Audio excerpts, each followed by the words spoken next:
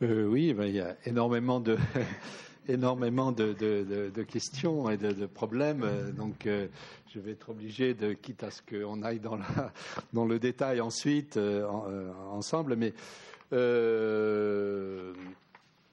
évidemment, ça m'intéresse d'ailleurs beaucoup de savoir les raisons pour lesquelles ce que vous disiez, c'est que finalement, par exemple, il n'y a pas de loi mémorielle au Japon.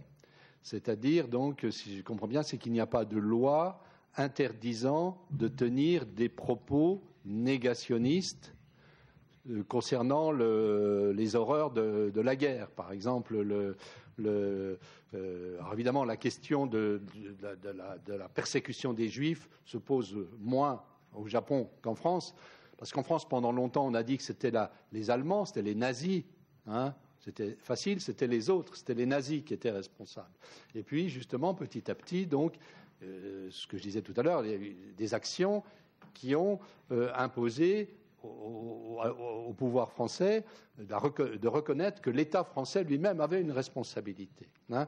Donc, il y a un contexte très, très, très, très fort là, qui centré sur la question de la persécution des Juifs. Et je suppose, moi, je ne veux pas entrer dans les détails, je connais pas assez bien la situation japonaise, mais qu'on pourrait évidemment trouver des points comparables. Et donc, peut-être la différence, c'est que les groupuscules extrémistes qui vont nier la responsabilité de leur nation, de leur État national dans ces horreurs, ne sont pas aussi valorisé au Japon qu'en France. Parce qu'en France, c'est l'un des problèmes, je l'expliquais tout à l'heure, c'est comment expliquer, par exemple, que le Front National ait connu un tel développement au début des années 80. J'ai essayé d'analyser ça dans l'un de mes livres. C'est beaucoup suite à une promotion par les médias, par les grandes chaînes de télévision au départ. Parce que Jean-Marie Le Pen, le fondateur du Front National, faisait justement des scoops, c'est-à-dire il faisait des sortes d'attentats linguistiques, si on pourrait dire, avec des petites phrases qui étaient à la limite de la légalité, hein, et donc qui créaient un scandale. Et quand vous créez un scandale, vous intéressez beaucoup de monde. Donc, les audiences des émissions de télévision ont monté très rapidement avant les scores électoraux du Front National. Ça a été d'abord des succès médiatiques, donc il a été invité petit à petit par toutes les chaînes de télévision, alors qu'avant, parce que Jean-Marie Le Pen faisait de la politique depuis très longtemps, avant, il ne représentait rien, moins de 5% des voix, c'était vraiment marginalisé, et petit à petit, il y a donc eu cette diffusion. Alors, ce que je tiens à dire quand même, c'est que je ne généralise pas, quand je parle des médias, du journalisme, je ne généralise pas. Le monde des journalistes ou du journalisme est un monde qui est aussi divisé. Moi, j'ai des tas d'amis journalistes qui font un vrai travail d'enquête, qui est sérieux, qui sont... Voilà, c'est un métier très respectable. Mais les dominants, on pourrait dire, ceux qui drainent les audiences les plus vastes, qui aussi, évidemment, ont derrière eux les capitaux les plus puissants, vont dans un sens qui, voilà, va aller flatter les stéréotypes, les préjugés, et je pense qu'ils ont une responsabilité très grande dans la promotion de ces formes d'extrémisme. Et donc, si ce n'est pas le cas au Japon, je dis bravo aux journalistes japonais, parce que pour nous, c'est extrêmement difficile, parce que la question qui est posée, moi, j'ai été souvent affronté à ces questions-là. Parfois, à une émission de télévision, à la radio, on vous invite et on vous dit « Ah ben, vous aurez telle ou telle personne du Front National en face de vous, qui va vous contredire. » D'accord, mais au nom de quoi va-t-il me contredire? Au nom de quelle recherche? Vous comprenez? Donc, soit vous n'y allez pas, et là, vous n'existez pas, soit vous y allez, mais alors là, vous donnez une caution à ce personnage, vous lui donnez de l'importance. Et vous voyez, donc, on est, je ne suis pas le seul, beaucoup de mes collègues qui travaillons sur ces questions sensibles, nous sommes confrontés à cette difficulté. Et c'est un piège dont on a beaucoup de mal à se sortir. Donc, franchement, s'il est possible d'éviter ce genre de choses, voilà, il faut le faire parce que la situation après est très, très, très compliquée. Alors, vous m'avez parlé d'Emmanuel Macron, donc c'était donc par rapport à ses propos. Alors, Emmanuel Macron, c'est quelqu'un, je ne sais pas quelle politique il va faire, hein, je ne suis ni pour ni contre pour le moment, mais je dois dire que dans le milieu universitaire, nous ne sommes pas mécontents qu'un président de la République ayant fait lui-même de la philosophie, ayant une réflexion sur ces questions-là, soit président. Il ne sera pas peut-être meilleur président qu'un autre, mais quelque part, on a le sentiment que, voilà, on a des choses en commun. Et lui, il a une réflexion sur la mémoire. Il a une vraie réflexion, une réflexion philosophique, parce que vous savez peut-être qu'il a été l'assistant de Paul Ricoeur, un grand philosophe de la mémoire. Et donc, il se situe là-dessus avec une réflexion plus élaborée que les anciens présidents, ce qui n'empêche pas qu'il puisse lui aussi se faire piéger. Hein, son propos sur la guerre d'Algérie, crime contre l'humanité, était maladroit. Il l'a retiré après, en partie. Donc là, ce n'est pas uniquement une question de compétence, c'est une question de savoir utiliser les bons mots par rapport aux journalistes qui aussitôt s'en emparent et font une affaire. Et peut-être si vous avez suivi tout récemment, je crois que ça date d'aujourd'hui, j'ai lu ça aujourd'hui dans le journal, aujourd'hui il y a un très grand nombre de journalistes qui s'inquiètent du rapport que Macron et son équipe sont en train de créer par rapport aux journalistes. Il est en train d'introduire une distance, et je crois qu'il a raison. Même si ça ne plaît pas aux journalistes, il ne faut pas répéter les erreurs du précédent président de la République, c'est-à-dire que les journalistes s'installent à l'Élysée et soient là comme chez eux. Ce n'est pas possible, il faut maintenir la séparation des fonctions. Donc en France, je pense que c'est ça qui va changer. La fonction présidentielle va retrouver de l'autonomie, et je pense que c'est sain pour la démocratie, et ça va permettre peut-être d'éviter un certain nombre de polémiques comme celles qu'on a connues à propos de ces lois mémoriales. On verra ce que ça donnera par la suite. Hein. Alors, l'autre grande question que vous avez posée, et que je me pose aussi, je ne dois pas le cacher, ça concerne l'efficacité, évidemment, de ce que j'ai présenté, c'est-à-dire la fonction sociale de l'histoire. Est-ce que, lorsqu'on fait ce travail de transposition dans un langage qui est plus accessible à des jeunes, disons, de quartiers populaires, comme on essaye de le faire, est-ce que ça a un impact? Est-ce que, voilà, on atteint le but qu'on cherche? On se la pose, cette question. Et justement, comme nous avons une déontologie de la vérité, on refuse des réponses toutes faites. Et qu'est-ce qu'on a fait donc pour notre spectacle? On a embauché de jeunes sociologues qui ont étudié la réception du spectacle dans une ville de France qui s'appelle Amiens, au nord de la France, et où il y a des quartiers populaires. Et donc, on a embauché des sociologues en toute indépendance pour qu'elles mesurent avec les outils de la sociologie les résultats. Alors, il y a une étude qui a été publiée à ce sujet-là. Alors, évidemment, faut pas s'illusionner. Changer de langage ne suffit pas, évidemment. Hein, ce serait trop merveilleux, je dirais. Hein. Mais malgré tout, on constate que ce type d'intervention produit des effets, ne serait-ce qu'à la marge. Et moi, je crois à la nécessité aussi de travailler sur les marges. Vous savez, on parle souvent en français la marginalité créatrice, on dit. Il y a même un livre, je crois, qui a été écrit, La marginalité créatrice. C'est souvent un petit nombre de gens, de personnes, donc des milieux populaires, qui n'ont pas la possibilité d'être en contact avec la culture, avec la science, etc., et qui ont pourtant des aspirations de ce côté-là, mais qui se disent que ce n'est pas pour eux, qu'ils ne peuvent pas espérer connaître ce milieu-là. Et donc, quand on fait un travail de ce type-là, et qu'on respecte aussi ce qu'ils savent, qu'on respecte ce qu'ils sont, qu'on respecte leurs connaissances pour faire un cheminement, parce que c'est ça qu'on essaye de faire, eh bien, on voit des vocations se dessiner. Martine Derrier, qui dirige notre association, qui est ici dans la salle, pourrait donner des exemples de travail qu'on a fait avec des lycéens où des vocations sont nées de recherche, de théâtre, vous voyez, des gens qui petit à petit entrent, comme on dit, en résilience, travail de résilience, et qui vont après leur permettre de faire l'effort, parce que rien ne se fera facilement, mais d'avoir au moins la conviction qu'ils peuvent eux aussi sortir de leur milieu et contribuer au renouvellement de cette société. Et même si c'est à la marge, c'est important de le faire. Parce qu'il y a tout un discours aujourd'hui que j'entends, surtout des gens de ma génération, qui consiste à dire « Oh, ben, on a tout essayé, on a fait mai 68, et puis, vous voyez ce que ça a donné, ça a raté. Ça... » Donc, voilà, il y a un discours très pessimiste qui existe en France aujourd'hui, contre lequel, d'ailleurs, peut-être le nouveau président va lutter, mais il faut combattre cela.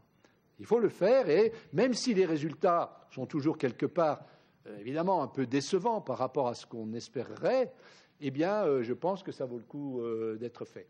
Alors, une autre dimension de votre question, évidemment, c'était ensuite, si on prend l'exemple du film Chocolat, c'est, comment dirais-je, quand on fait nos petits spectacles, notre petit spectacle qui s'appelle Chocolat Blues, peut-être qu'on va le présenter un jour ici à Tokyo, qui sait. Hein. Moi, c'est moi qui écris les textes de théâtre. Ça m'amuse beaucoup, d'ailleurs, d'écrire des textes de théâtre. Parce que quand vous écrivez un livre, le public, vous ne savez pas, vous ne le connaissez pas, c'est abstrait. Quand vous écrivez un texte de théâtre, vous avez tout de suite les effets de ce que vous avez écrit. Vous écrivez, je ne sais pas, un petit dialogue, vous pensez que ça va faire rire, et hop, ça fait rire personne. Vous vous dites, j'ai fait une erreur là. Hein. Et à l'inverse, nous, on a eu cet exemple avec Chocolat, parfois des choses, on ne pensait pas du tout que ça avait fait rire, et aussitôt, ça suscitait l'hilarité des jeunes. Et parfois, on s'inquiétait parce qu'on a l'impression que c'était un rire qui n'était pas forcément un rire vous voyez, qui allait dans le sens qu'on voulait. C'était plutôt presque à la limite du racisme, si vous voulez, que les gens pouvaient prendre au premier degré ce qu'on essayait de raconter au deuxième degré. Donc voilà, ça rend les choses compliquées. Mais malgré tout, moi je tiens la plume, on travaille ensemble, c'est une coécriture des textes, bon, il y a une maîtrise. Mais pour le film, là, on est entré dans un univers complètement différent. Nous, on fait nos spectacles avec quelques milliers d'euros.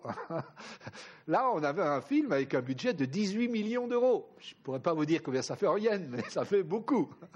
Beaucoup. Et là, donc, il y a des exigences et des contraintes commerciales qui sont extrêmement fortes, si vous voulez. Et donc, moi, j'ai été associé à l'écriture du scénario, mais pas en première ligne, hein. De temps en temps, on m'envoyait une version du scénario et je donnais quelques réflexions et puis on les retenait pas, mais c'est tout. Et donc il y a des choses dans le film que j'accepte pas, qui sont très éloignées de la réalité historique. Et des choses qui vont même à l'opposé de ce que nous, on a voulu faire avec le spectacle, avec le livre, avec l'exposition. Notamment, je dis ça pour ceux qui ont vu le film, le début, où on nous présente... Et c'est peut-être pour ça que vous disiez, les jeunes japonais s'identifient à Futit. Parce que le début du film, c'est Futit qui rencontre Chocolat, qui est en gros un sauvage, là, qui fait des sortes de gestes un peu bizarres.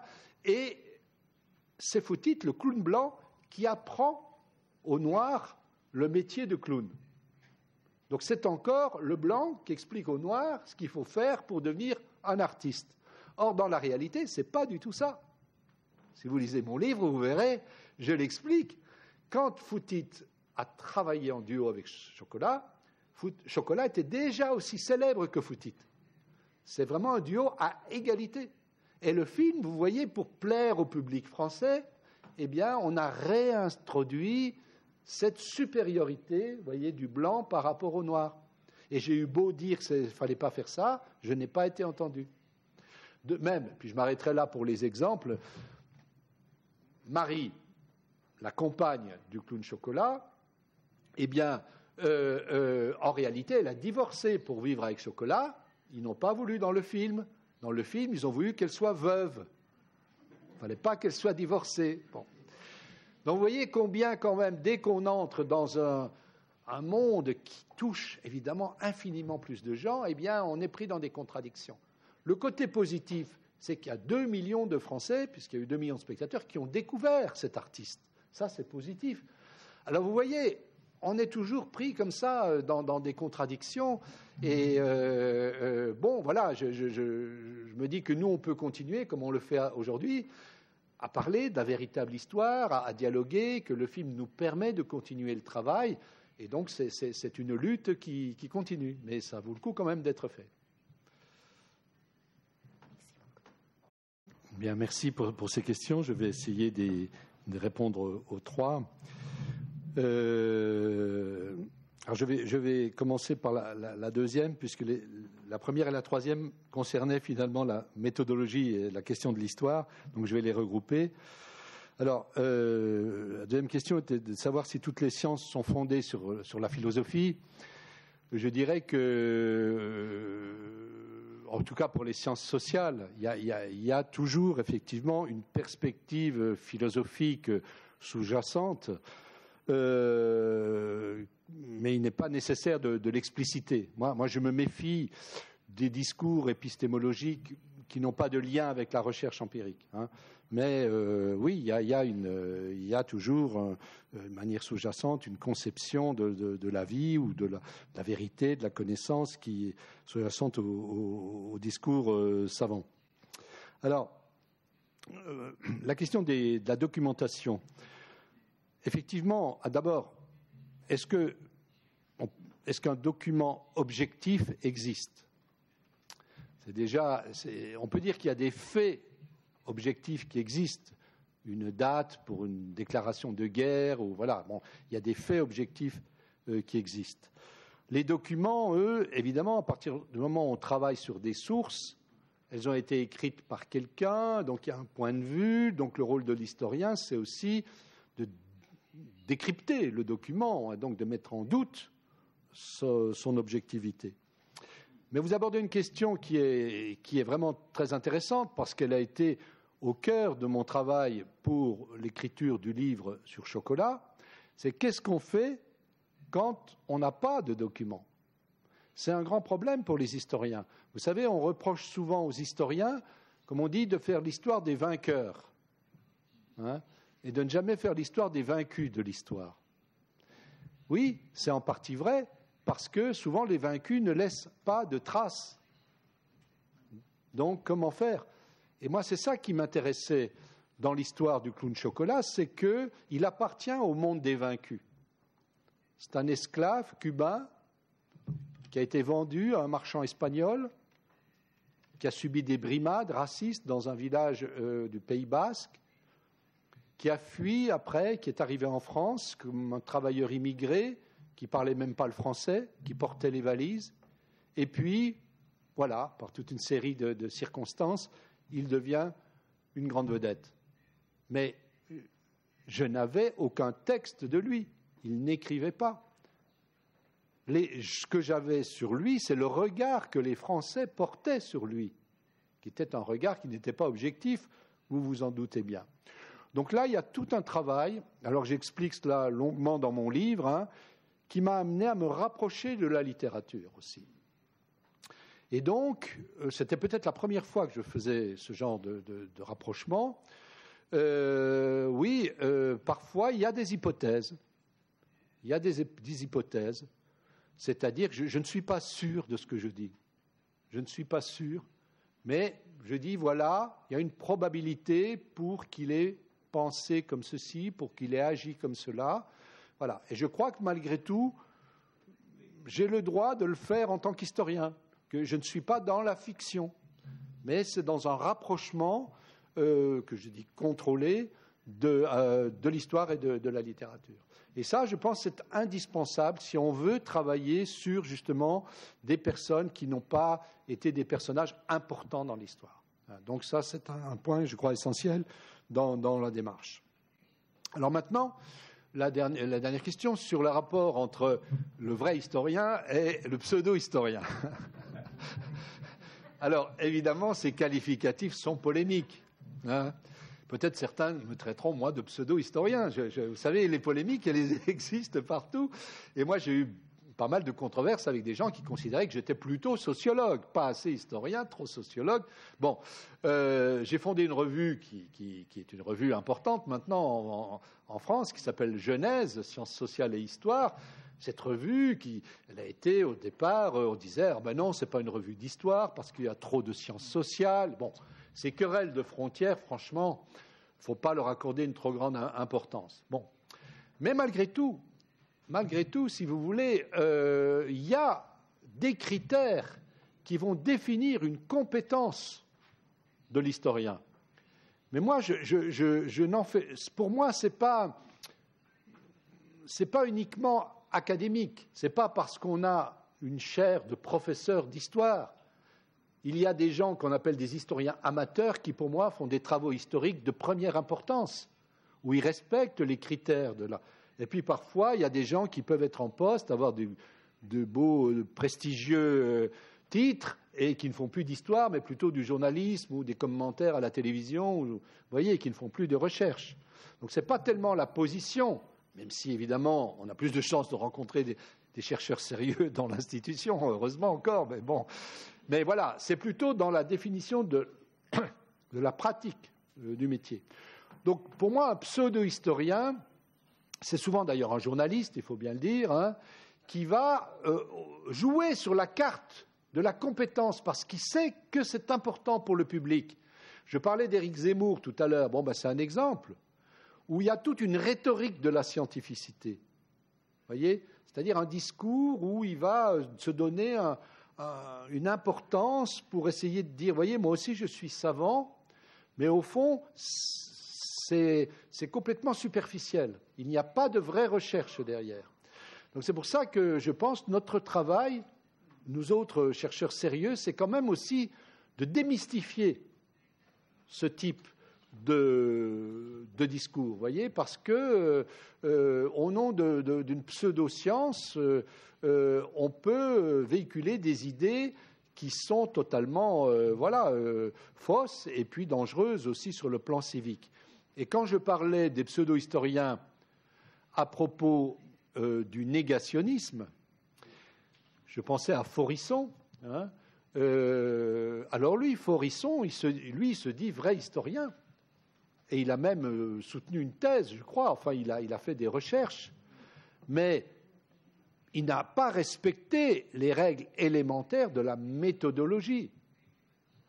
Comment voulez-vous aujourd'hui être considéré comme un historien sérieux et nier l'existence des chambres à gaz? Vous comprenez ? C'est absolument impossible. Je mets pas, mettons de côté les questions politiques, civiques, etc. Matériellement parlant, simplement en se fondant sur les archives, sur les témoignages, sur toute la méthodologie de l'histoire, il n'est pas possible de soutenir ce type d'argument. Donc, fondamentalement, avant même d'aborder la question sur le plan politique, il faut l'aborder sur le plan scientifique. On ne peut pas de soutenir de tels arguments en se prétendant historien. C'est là, je crois, qu'il faut absolument utiliser l'expression de pseudo-historien. Merci pour ces questions, ces réflexions. Qui ont des points communs, qui posent effectivement le problème de l'éthique par le fait de la position de l'historien dans la société dans laquelle il vit. Comment dirais-je, avec le temps, j'ai un peu évolué. Hein. Quand j'étais plus jeune, j'étais plus radical, on pourrait dire. Maintenant, moi, je me suis rendu compte que parfois, j'étais un peu trop, je dirais pas sectaire, c'est un peu trop fort, mais un peu dogmatique. Maintenant, je défends davantage le pluralisme. Je crois qu'il y a différentes manières d'accomplir son métier et que, bon, moi j'en ai choisi une hein, que je défends, à laquelle je crois, mais je ne l'impose pas aux autres. Mais je la défends. Et elle est minoritaire.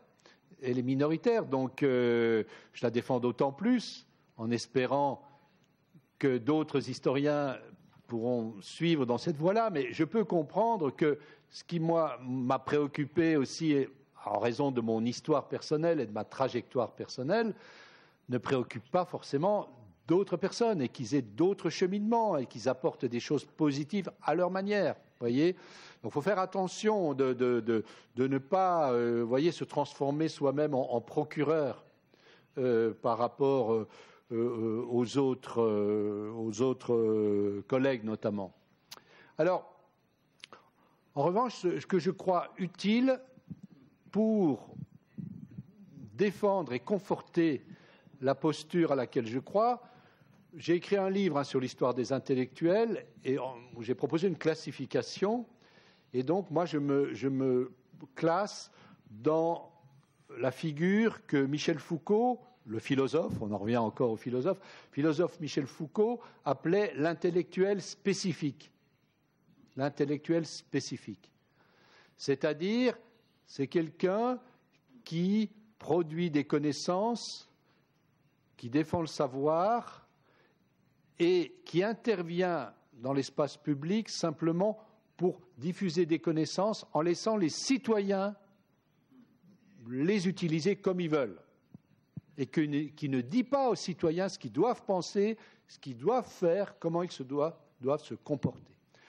Donc, cette position, évidemment, vous comprenez qu'elle est minoritaire et on est forcément toujours minoritaire. Je vais vous prendre un exemple très simple.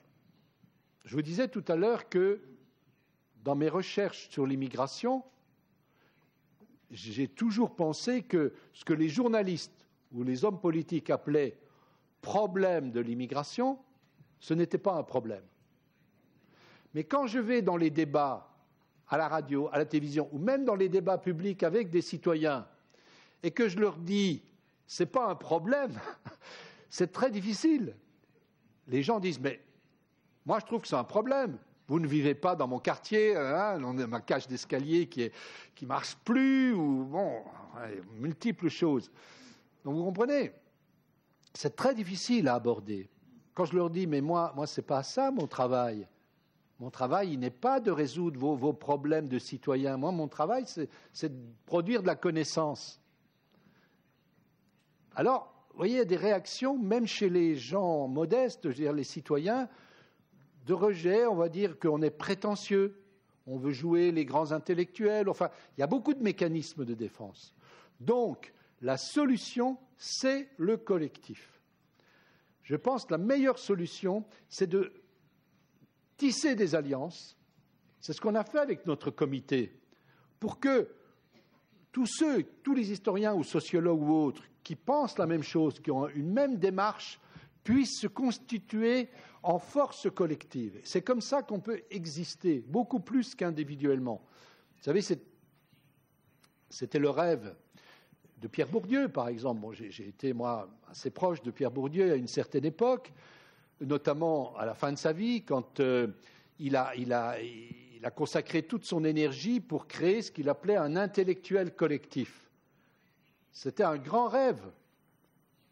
Ce rêve, il a traversé l'histoire des intellectuels en France. On le trouve déjà chez Durkheim, chez Marc Bloch, chez Michel Foucault. Mais ce rêve ne se concrétise jamais. C'est ça le drame. Parce que les intellectuels sont aussi des gens très individualistes, très narcissiques. Donc ils disent il faut qu'on travaille ensemble, mais à condition que ce soit au service de ma propre pensée. Ce qui est toujours difficile. Quand on fait une alliance, il faut aussi respecter les autres. Voilà. Donc, mais je suis convaincu que c'est cette démarche collective. C'est pour ça que nous avons créé ce comité et qui, aujourd'hui, a une réelle force. On est des interlocuteurs.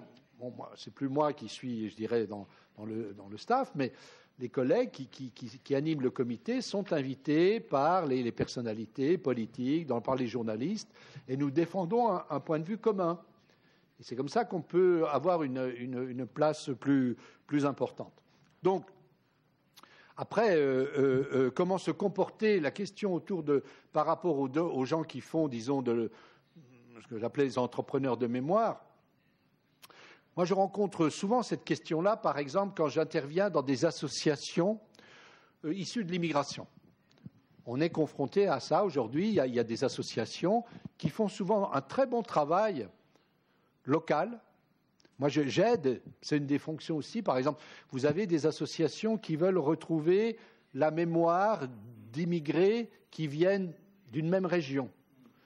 Voilà, donc ils ne savent pas, ils n'ont pas de compétences historiques, ils ne savent pas où trouver des documents, ils ne savent pas, eh bien, on va les aider, on peut les aider à faire ce travail. Vous voyez, ça, c'est une aide très concrète qu'on peut faire.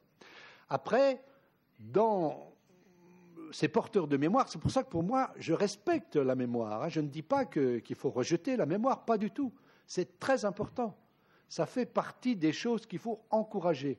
Mais il faut aussi aider ces porteurs de mémoire à ne pas s'enfermer dans leur spécificité. Moi, j'ai rencontré, si vous voulez, par exemple, des associations qui étudiaient, qui recueillaient la mémoire de l'immigration italienne, d'autres la mémoire de l'immigration arménienne, d'autres la mémoire de l'immigration algérienne, d'autres la mémoire de l'immigration polonaise. Et à chaque fois, ils croyaient qu'avec eux, que ce qu'ils découvraient, c'était spécifique. Alors c'était le rôle, nous, dans notre communauté, on ne parlait pas du passé, voilà, la mémoire n'était pas transmise des parents aux enfants.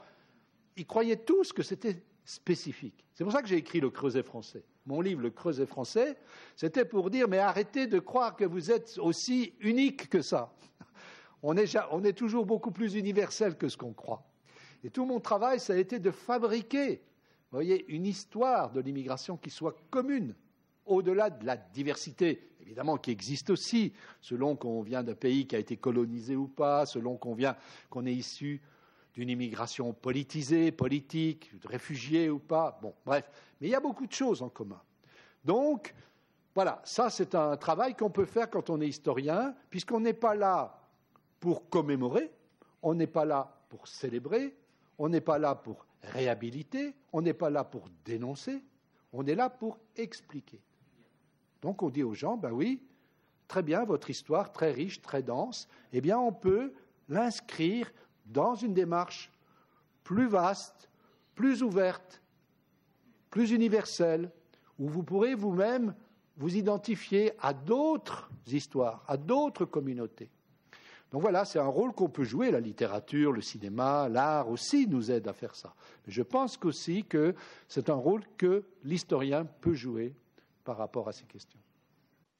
D'abord, sur histoire et littérature, alors je connais bien Yvan Jablonka, je l'ai eu quasiment comme étudiant, c'est pas la même génération.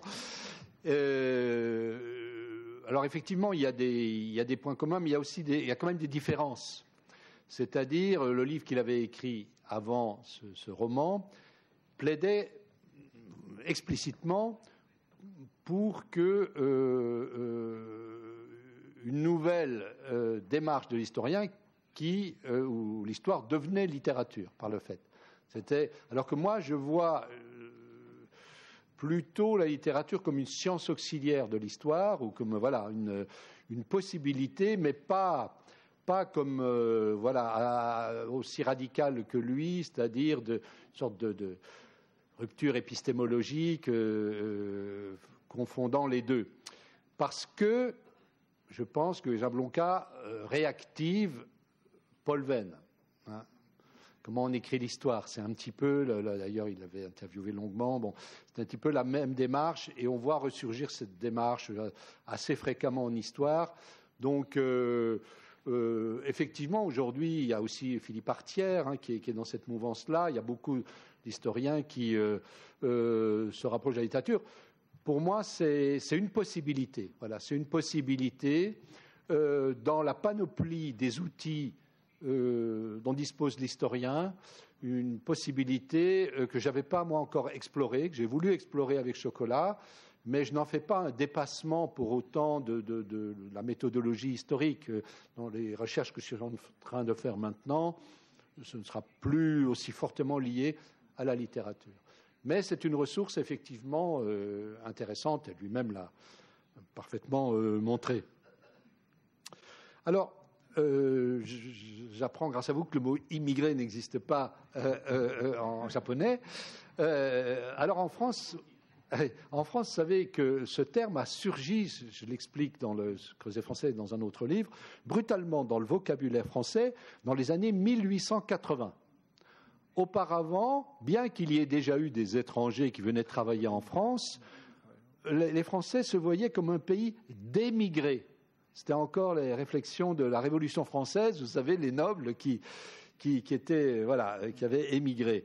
Et dans les années 1880, on découvre à la fois que les Français ne font plus d'enfants, crise démographique, je crois que c'est un problème qui se pose aussi beaucoup au Japon aujourd'hui, mais à la différence peut-être de ce qui se passe ici au Japon, d'après ce qu'on m'a expliqué, assez facilement, la République, le pouvoir républicain, a accepté l'idée que, puisque les Français ne faisaient plus d'enfants, eh bien, on allait compenser en accueillant des étrangers. Donc, à l'époque, c'était surtout des Espagnols, des Belges, des Italiens. Et donc, il y a eu effectivement une intégration, comme on dit, assez facile de plusieurs millions d'étrangers dès la fin du XIXe siècle.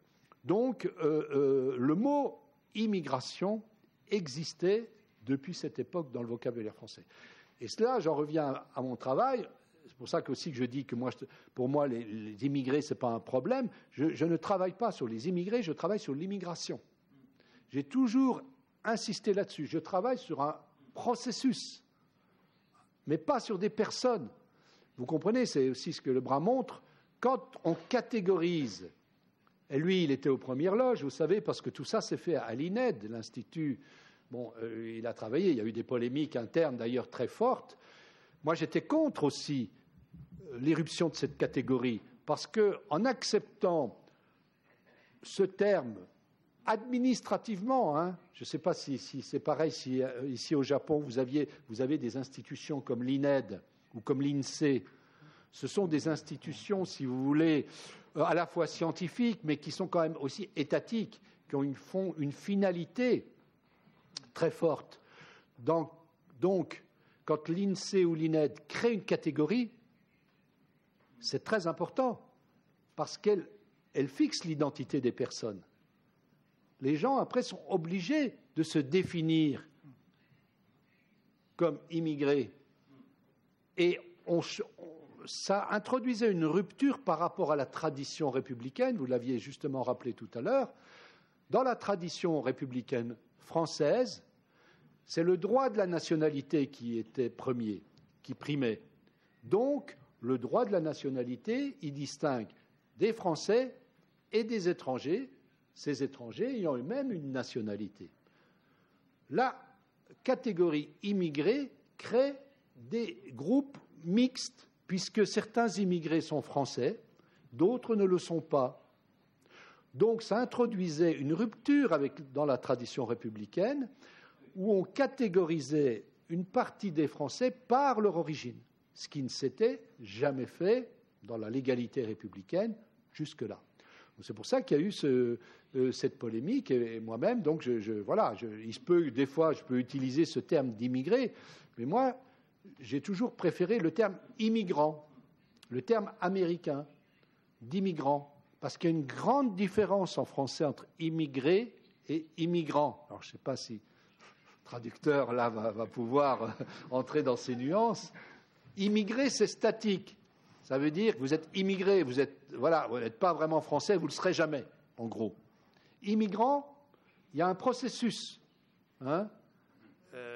Aux États-Unis, un immigrant, c'est quelqu'un qui est potentiellement citoyen américain. Il y a cette idée de processus. Donc, il y a des nuances de vocabulaire, mais qui sont extrêmement importantes, effectivement.